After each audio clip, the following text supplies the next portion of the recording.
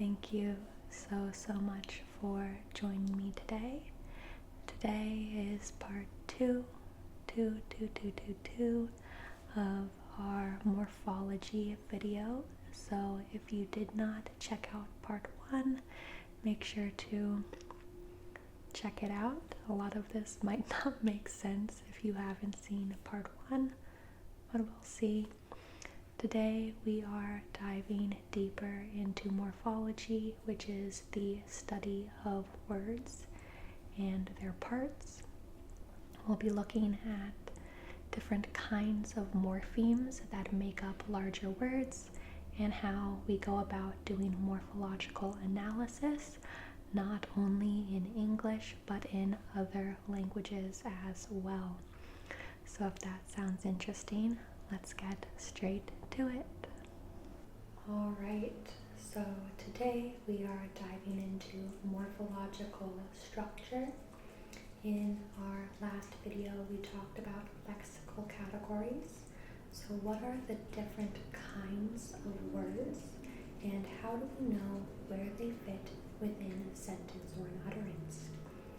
Today we're talking about morphological structure, which is how simple word stems become more complex. So words are made up of parts, and these parts are called morphemes. Morphemes are the smallest unit with meaning or grammatical function in a word. If you look at a word like cat, cats, or category, can you guess how many morphemes there are in each of these words? The word cat has one morpheme, it's just the word cat. The word cats has two morphemes. We have the stem, cat, and we also have the suffix s, which makes it plural. But what about a word like category? How many parts can we break the word category into? The answer is 1. You cannot reduce the word category down to smaller parts and retain the same meaning or grammatical function. It's not the case that the word category is made of the words cat and gory. Even though those words are in there, they're not related in any way to this word, category. The word farmer has two morphemes, the root farm, and this suffix which turns a verb into a noun. Farmers has 3, and untruthful also has 3, untruthful. So although many morphemes are syllables, like the morpheme cat or farm, not every morpheme is exactly one syllable. Some morphemes are larger than a syllable, like a category. Some morphemes are smaller than a syllable, like plural s. However, all morphemes are irreducible, meaning you cannot turn them into a smaller unit and maintain a similar meaning or grammatical function, but some are smaller than, larger than, or equal to a syllable.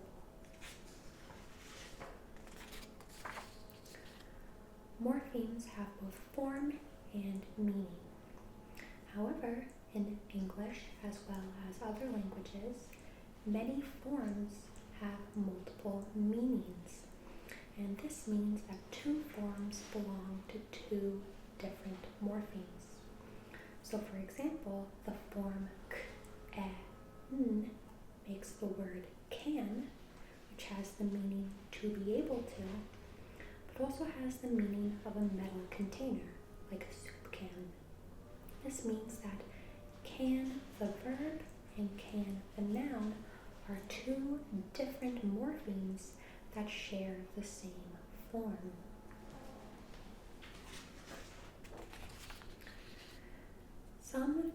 about morphemes is that morphemes have order.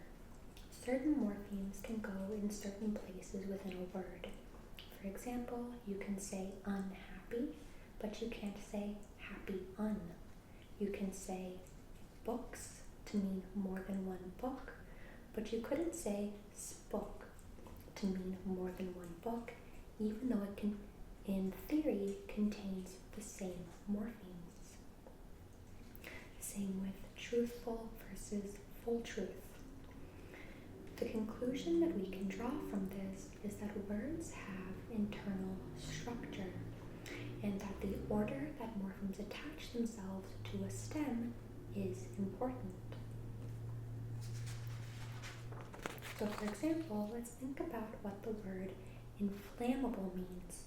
Does it mean that it is able to be lit on fire, or that it isn't able to be lit on fire? Well, let's look at two different hierarchical structures that are possible. We might have flam or flame as the root, and then in it joins as a prefix that means it is inflamed. Then it joins with the suffix able, and that means it is able to be inflamed. Or maybe we first create the word flammable, flame plus able. Then we join it with the suffix in, which is this. Then we join it with the prefix in, which is the same prefix that's in words like impossible or inordinate, which in this case means not. The confusion stems from the fact that these two prefixes share the same form but different meanings. So maybe inflammable means it's not flammable, or maybe it means it's able to be inflamed. There are many different types of morphemes. Some contribute grammatical function, some contribute semantic meaning, but they all have different types and different properties and different roles to play when creating a word. So morphemes can either be a stem or an affix. Stems are also called the root or the base, and they are the core of the word to which other morphemes attach. The stem is the part of the word that carries the main semantic content. So for example, the word cats and the word dogs both contain plural s, but it's the root that is carrying the main semantic content. This is what is telling you what it is actually describing. Affixes are the morphemes that attach to a stem. There are 4 or 5 different kinds of affixes, and we'll discuss each of them.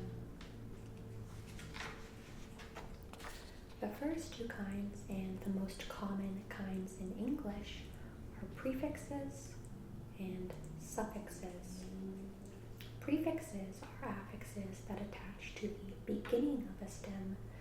So un in unhappy, re in rewrite, counterintuitive, and you can also stack them like unpremeditated. Suffixes attach to the end of the stem and are things like s in books, full in truthful, ed in walked, and once again we can stack them as in nationalization, nationalization.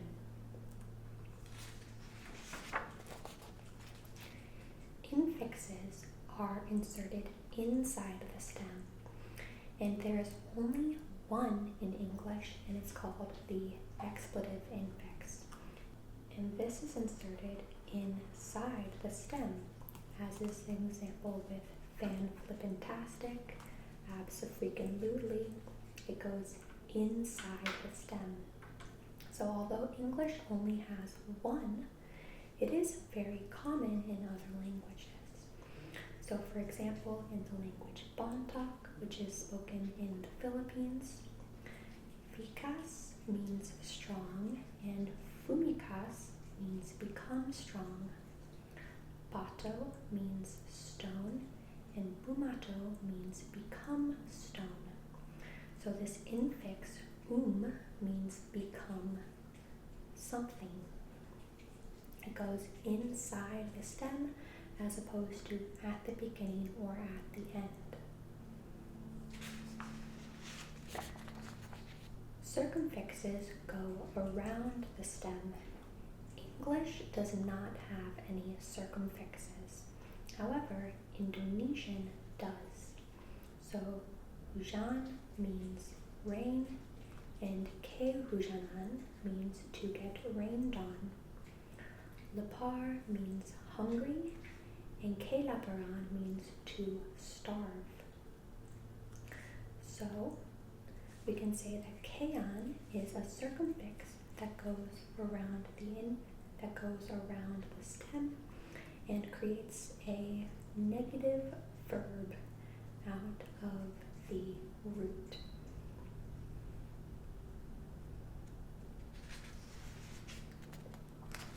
And finally, we have interweaving morphemes, in which parts of the morpheme are distributed throughout the word. Once again, there aren't any in English, but Arabic has interweaving morphemes. Where kitaba means writing, katib means writer, maktab is office, and kutubi is bookseller. Excuse my Arabic pronunciation. So KTB is a root, meaning related to writing or a writer. And the vowels and affixes are other morphemes that create a complete word.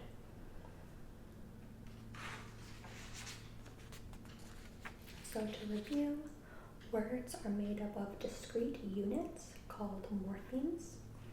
Morphemes must join in order to create a more complex meaning or serve a grammatical function, and affixes attach to stems and may happen before, after, around, or in the middle of a stem. We can also classify morphemes as free or bound, and what this means is, can they stand alone as a word, or do they require being attached to a stem in order to create a complete word? So for example, happy, book, and truth are free morphemes. They can stand alone as a complete word, whereas something like un, s, full, or able need to attach to another morpheme to create a complete word. You can see how this works in practice. If I ask, do you have a brother, and you respond, s, it doesn't mean that you have multiple brothers. The s morpheme does not mean plural, or is not usable to indicate plural until it attaches to a stem. Similarly, if someone said, are you happy, and you responded, un, it would not mean that you are unhappy, it would just be nonsense.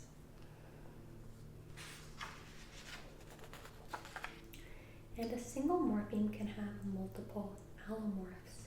We discussed allophones when we talked about phonology. We can also have allomorphs, in which one morpheme takes on different pronunciations. So in English, the plural morpheme s can be pronounced as s, z, or is. So we have cat becomes cats, but pig becomes pigs, and bush becomes bushes. These are all the plural morpheme, but it takes on slightly different forms depending on what it is attaching itself to. So we can classify morphemes as being either an affix or a stem. We can classify them as being free or bound. And we can also classify them according to their function. What are they doing?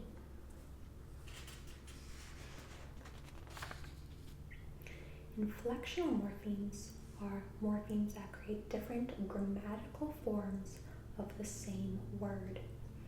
They give grammatical information about the word and are required for the root to make sense or be grammatical in a sentence. So for example, the verb lock can become locks or locked, which tells you the tense of the word. And inflectional morphemes are highly productive, meaning they can go on most words in the same lexical category. For example, English ED, which makes the past tense, can go on most verbs. It can make locked, walked, danced, played, etc. English has only 8 inflectional morphemes in total, and they are plural s, possessive s, third person singular s, progressive ing, past ed, past participle en, comparative er, and superlative est. So there are only 8 inflectional morphemes in English, and all of them are suffixes. English does not have any inflectional prefixes, nor does it have any inflectional infixes. By contrast, we can also have a derivational morpheme. Derivational morphemes create new words out of other words. So they change the meaning of the word or the lexical category. So example, I walk and he walks don't really have a different meaning, but walks changes form due to subject-verb agreement. Compare this with a morpheme like full, which turns nouns into adjectives. Pain becomes painful, truth becomes truthful, hope becomes hopeful. This changes the meaning of the word and the lexical category which it belongs to. It doesn't have to change the lexical category. So for example, the prefix re attaches to verbs, so lock becomes relock. And this doesn't change the lexical category, but it does change the meaning. Relock means something different than just lock. And they're not necessarily productive. Only certain derivational morphemes can go with certain words. So I could say kingly or royal or motherly or maternal, but I could not say kingle and royally or motheral and maternally. ly can go with certain stems, and al can go with certain stems, but they can't necessarily go with the same stems, unlike inflectional morphemes, which can attach to most words within a category. English derivational affixes can be prefixes or suffixes. They can, but don't necessarily have to, change the lexical category of a word. Compare this with inflectional affixes, which cannot change the lexical category of a word. So if you're doing morphological analysis and notice that a morpheme, when joined to a stem, changes the meaning of the word, you know that it must be derivational. Examples of derivational affixes include re, dis, as in verb plus er becomes noun, so farm becomes farmer, dance becomes dancer, meant and full. Some affixes are ambiguous, And this is where it gets really tricky. The form ing can be either inflectional or derivational. It can represent the progressive, as in I was running down the street, or it can turn a verb into a noun, as in the running of the bulls. As discussed earlier in this video, the same form can represent different morphemes, just as can mean able to or a metal container. Ing can be an inflectional or a derivational morpheme. Other suffixes like ed, en, and er have similar problems. So if you're doing morphological analysis, you can look at what the affix is doing. If the lexical category changes, the word is always derivational.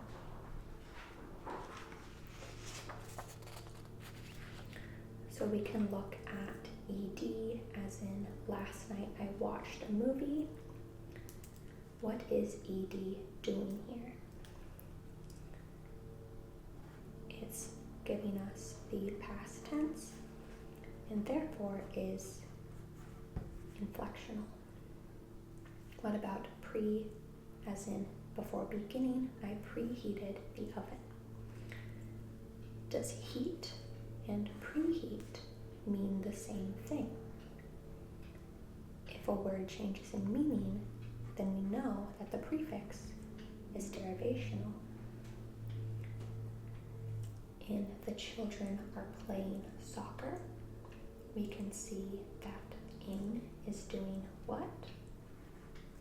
It's representing the progressive.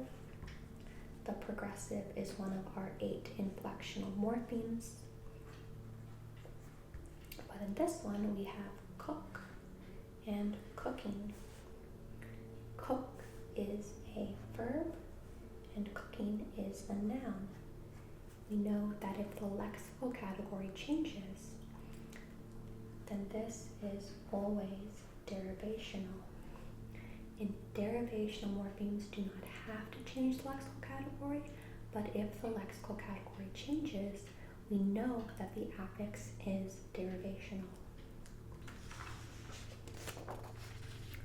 We can represent all of this by depicting a word as a word diagram.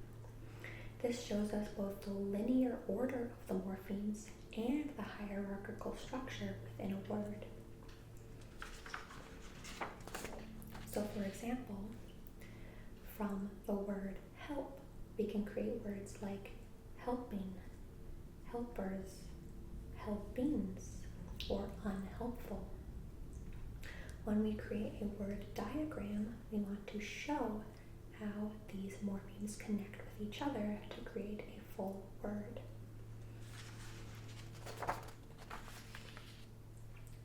When creating a word diagram, we start by underlining the root and labeling its lexical category. Morphemes are always added one at a time into a new node. We call each little triangle or each branch of the tree a node. Each node in the tree should be a real word. So for example, we know that usable is a word, but unuse is not a word. So un cannot join use until we get usable, because unuse is not a word. So every node should be a real word, and every node should be labeled with the kind of lexical category it is after creating a new word by adding a single morpheme. A couple other rules of thumb are that derivational affixes are always added before inflectional affixes. The linguistic research that essentially proves this is quite complicated, but I might go into it in another video. A complex word should be built up such that each intermediate step is a possible combination. We want to pay attention to the part of speech a given affix can attach to. by thinking about other kinds of things that the affix attaches to. So for example, in reusable, we can say that re attaches to other verbs. I can say reuse, review, replay, but I don't attach it to adjectives. I don't say re-big, re-blue, re-small. Those are not grammatical words. And keep in mind that when creating a more complex word, the spelling of some morphemes might change. So for example, happy is the root in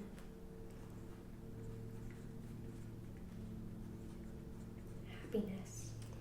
Happy is still the root, even though the spelling may change. So let's look at a couple different words, such as retyped, indescribable, or unrelentless. Let's start with retyped. First, we want to divide it into its morphemes. So we have type and ed. We're going to start by underlining, move this out of the way. We're going to start by underlining the root and identifying its lexical category. Type is the root and it is a verb. Now, do we attach re or ed first? There's a couple of things to keep in mind. One, ed is the past tense, and it is inflectional, whereas re is a prefix, which means it's derivational. And we have discussed that derivational affixes are always attached before inflectional affixes. So we'll join re and type together. We need to label this node with this lexical category, and retype could be something like I retype every homework assignment I get. And based on its distribution, we know that it's a verb. Then we add our next morpheme, and once again label its lexical category.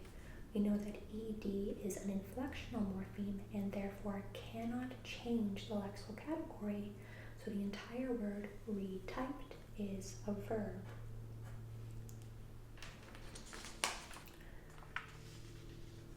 We can try this again with a word like indescribable.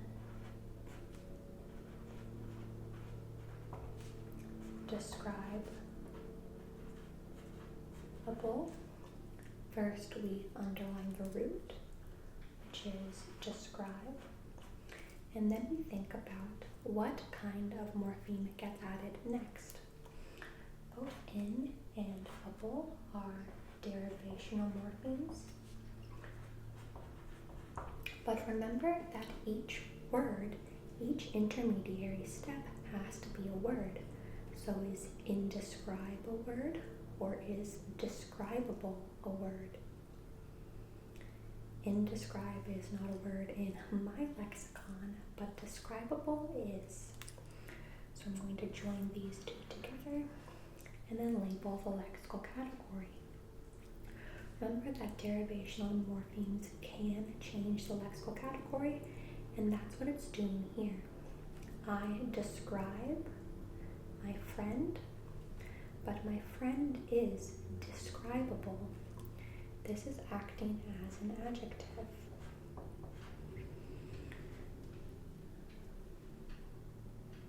And then we can add our next morpheme, our prefix. And this is also an adjective. If you are working on word diagrams, it's important to keep a couple of things in mind. One, derivational morphemes are always added before inflectional morphemes, and there are only 8 inflectional morphemes in English, and they're all suffixes. So every prefix is by design a derivational morpheme, and inflectional suffixes cannot change the lexical category as Abel is doing here.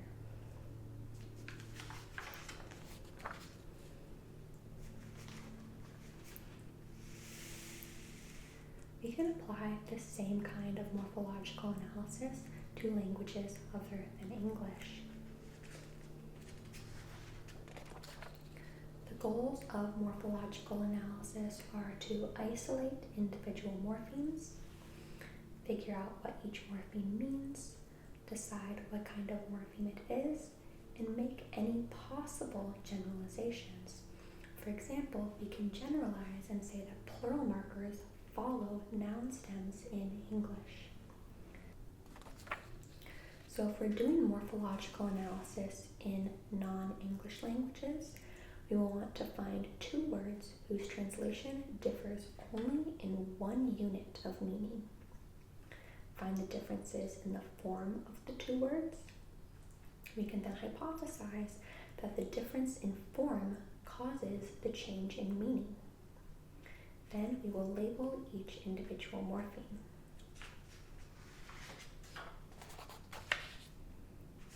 This is a slide that I give to my students, but you don't actually have homework, so you can ignore this slide.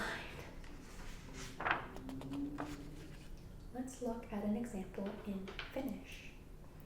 Here we have three nouns, talo, auto, and maa. Talo is house, auto is car, and maa is country. Then we have talonsa, which means his house, autonsa, which is his car, and mansa, which is his country. I am not a Finnish speaker. Please ignore my Finnish pronunciation. We also have talossa, in the house, autossa, in the car, and maassa, in the country. So house and his house differ by only one unit of meaning. His, this possessive is now here. Can you figure out which morpheme means his and which means in the? Well, we're going to look and see what the change in form is. And here we have insa,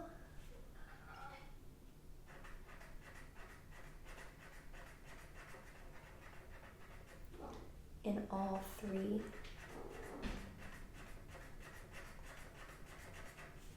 that mean his.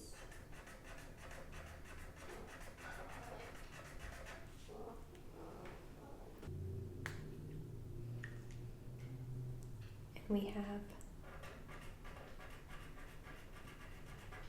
sa,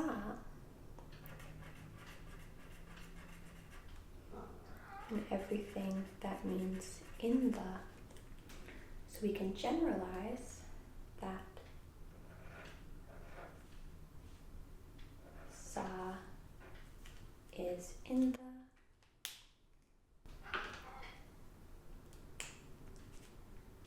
and insa is his.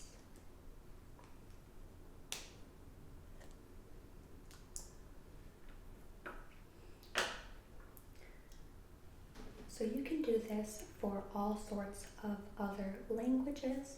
This is a fairly simple example, but it can get very complex for languages that have a lot of morphemes within a single word. English has a fairly simple morpheme structure. It can get complex with words like nationalization, but for the most part, we don't attach too many morphemes to a single word. But this can get very complicated with languages that have things like infixes, circumfixes, or interweaving, where it can be a little bit more difficult to determine what is the stem and what is the morpheme, or what is the affix. And finally, there are a couple different morphological processes that languages use to make new words. First one is affixation. We've covered this one. This is when we have a stem plus an affix equals new word. And that affix may go after the stem, may go before the stem, or may even go in the middle of the stem.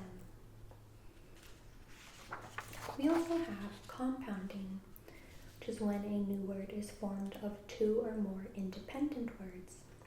Affixation includes a free morpheme and a bound morpheme, but compounding is comprised of multiple free morphemes, like snowman, blackbird, air conditioner, or toothbrush. In compound words, the stress is usually on the first word only, versus independent words where each word is stressed. So blackbird has a different stress pattern than a black bird. Snowman has a different stress pattern than snowman.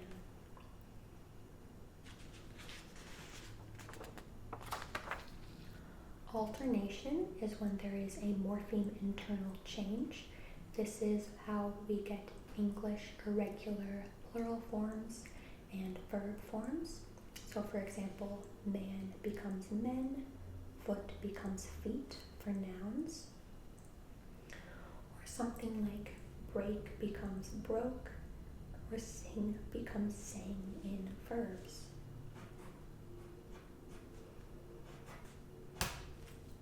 Oops.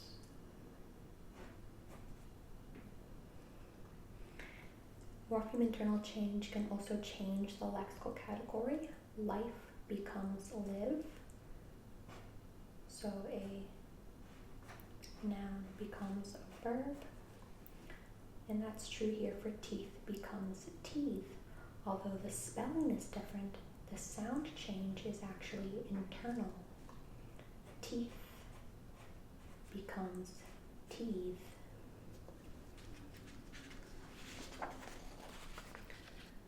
Suppletion is truly irregular word formation. This is where inflected forms are completely phonetically unrelated to the shape of the root.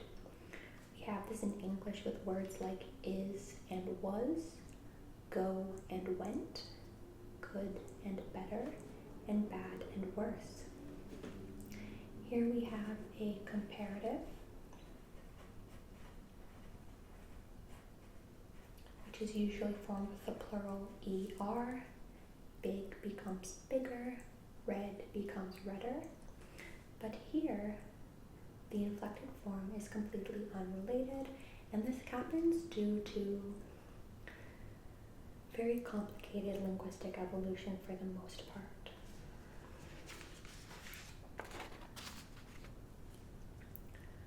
We also have something called reduplication, where a new word is formed via repetition. It could be full reduplication, where the entire morpheme is repeated. So for example, Bena, which is a language spoken in Tanzania, uses full reduplication to create new words. Genda means walk, and genda means to wander around. English uses full reduplication to indicate intensity or to indicate that something is a prototype exemplar. So for example, do you like him or do you like him? Or I could say, if you bring a fruit salad, I'll bring a salad, where this means that the salad is this exemplar model of what, our default conception of a salad.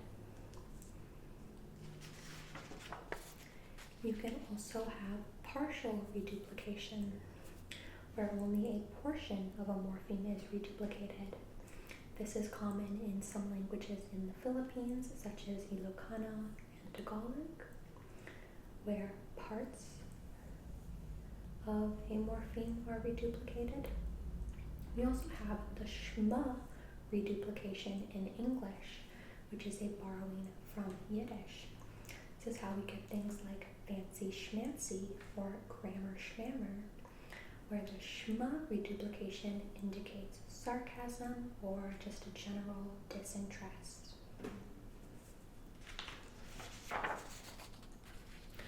So many languages have very different morphological processes than English does.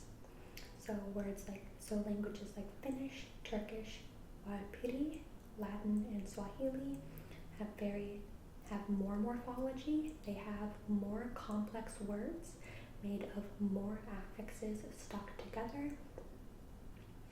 Some languages have less. For example, Mandarin and Vietnamese have very little inflection. Things that would be joined together to create one word in English are separated into two words in these languages. Some languages have no bound morphemes, and some have very no or few free morphemes. For example, many indigenous languages create very, very complex words made of very, very many bound morphemes. If we want to, you can look at some practice. So for example, if I have Noki is my house, Oki is your house, Poki is his house, Pomki is his house, or their house, Pomkim is their houses, then what is the plural, what is the morpheme for house, and what is the plural morpheme? So first, let's look at all of the words that have house. That's all of them. So what do they all have in common? They all have an E and a K next to each other. So we have Noki, Oki, Poki, Pomki, and Pomkim. Okay, so maybe ki means house. What about the plural morpheme? Well, we have an M here in their houses. We also have an M in their house. So maybe there is really a plural form of his. But what we do know is that there's definitely an M at the end of their houses. Tells us that the plural morpheme is probably this M suffix. That's kind of difficult to read, but that's an example of how you might go through a new form of morphological analysis. We're looking for similarities in all of the forms and looking for what each form has in common with different meanings and what they have that is not in common. We can say that the changes in form cause the change in meaning. So what are the different forms? That was a lot to go through all at once, but I hope that you found this interesting. I hope you found it educational, and I hope you found it relaxing. Let me know what kind of linguistic topics you would like to see next, and I will see you in the next video. Good night.